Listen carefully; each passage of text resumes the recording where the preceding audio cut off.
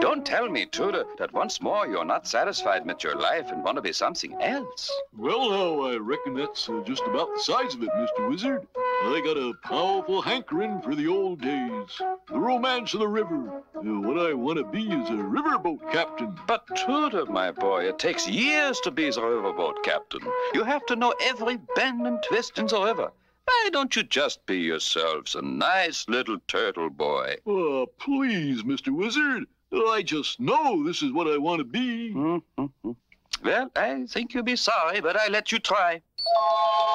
It takes the great skill to navigate the tricky twists and bends of the river, and it took much strength to handle the big steering wheel. Besides being twisty, the river was very shallow in some places.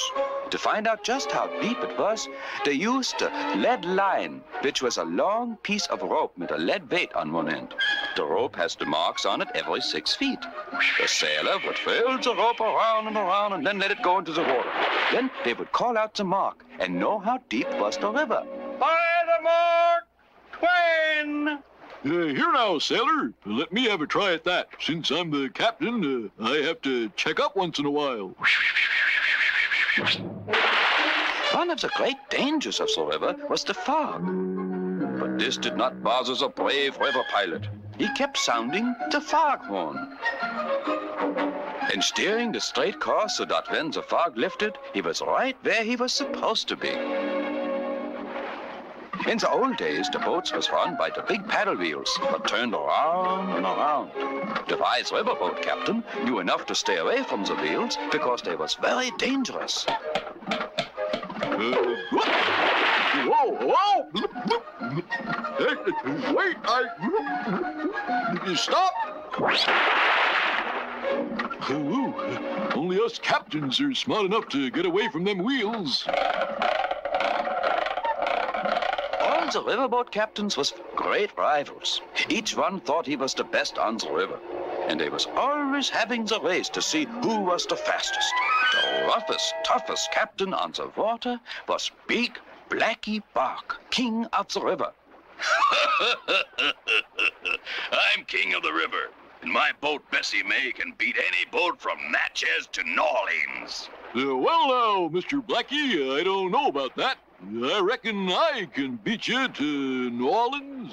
By the great horned toad, nobody can beat me.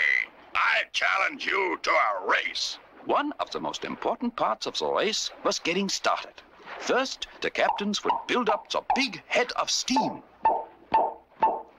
Then away they would go down the river.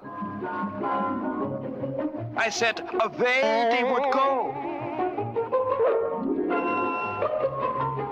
Once on the way, the boats really turned on the steam by throwing the big logs into the furnace. Mr. Blarney, more steam! Aye, aye, sir. Sometimes in a big race, the ship ran out of logs to burn. And then the clever captain would have the men throw on the furniture and everything else what was made of wood. Even the ship itself they would start tearing up to get more wood for the fire. More steam, Mr. Blarney! The boilers won't take any more, sir. I said get me more steam. I'm gonna win this here race if it's the last thing I do.